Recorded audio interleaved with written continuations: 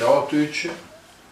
siamo nel periodo che anche l'anno passato guarda un po' di attenzione a tutti i santi di questo periodo di ricorrenza, perché dopo il Sant'Antonio che mi ricorda con tanti qui filastrocchi, con un po' di ricordo,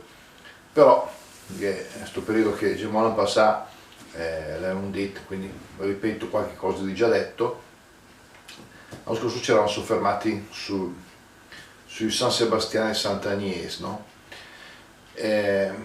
Rispetto a questi santi, di cui alcuni vengono detti Mercandenef, ringrazio una persona che mi ha mandato un video dove ricordava un'altra aggiunta a queste filastrocche, a questi diciamo promemorie, proverbi sui santi, perché anche San Mauro, San Maver o San Maur, che era il quindes de Genar, secondo questo proverbio in rima, dice San Maur un fresh del diavolo, Sant'Antoni un fresh dei demoni, San Sebastian un fresh dei can. Dopo che si è giunta appunto Sant'Agnese cura l'userta per la scesa, quindi 15, 17, 20, 21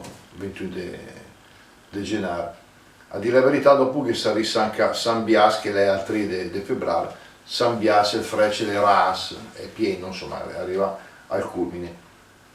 Come dicevamo già l'anno scorso, si tratta di proverbi appunto che raccontano un po' la vita, una volta soprattutto legata alla campagna, che nota i cambiamenti diciamo, di clima, di stagione.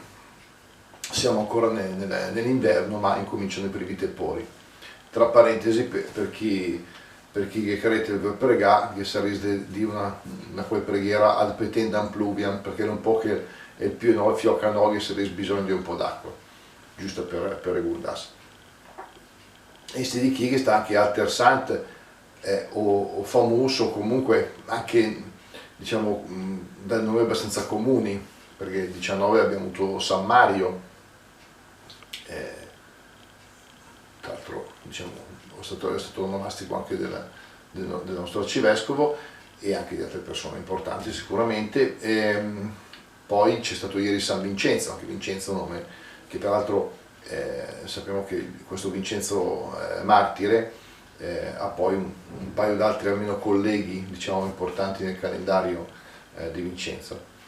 C'era stato anche sempre il 20 c'era San Bassiano che è il patrono del vescovo di Lodi, che diocesi a sé stante e adesso anche capoluogo di provincia, prima era con Milano. E domani però lo ricorderò per conto suo, perché San Francesco di Sales, patrono dei giornalisti, quindi le è un me protettore, insomma, anche se ormai adesso è il giornale un po' in d'un cantun, però è sempre un grande riferimento, anche perché è una persona buona del portare avanti i suoi idee, però deve essere anche pronta al dialogo con gli altri, tant'è vera che le penultime di quello che si chiama ottavario per l'unità dei cristiani, che si conclude il 25 con la conversione di San Paolo. Ecco, volevo ricordare appunto rispetto all'anno scorso, anziché 2 o 3 santi che non giuntassimo, arrivavamo 7 o 8 o forse più 6 di questi. Oggi, per chi ha questo nome che è anche molto bello ma molto raro, invece è Santa Emerenziana, mi ne conosci no, de donne che si chiama sci, magari qualcuno che dovrebbe avere una trusetta, magari che pensa di dare anche questo nome, quindi magari se vale anche un cicinino. Bene,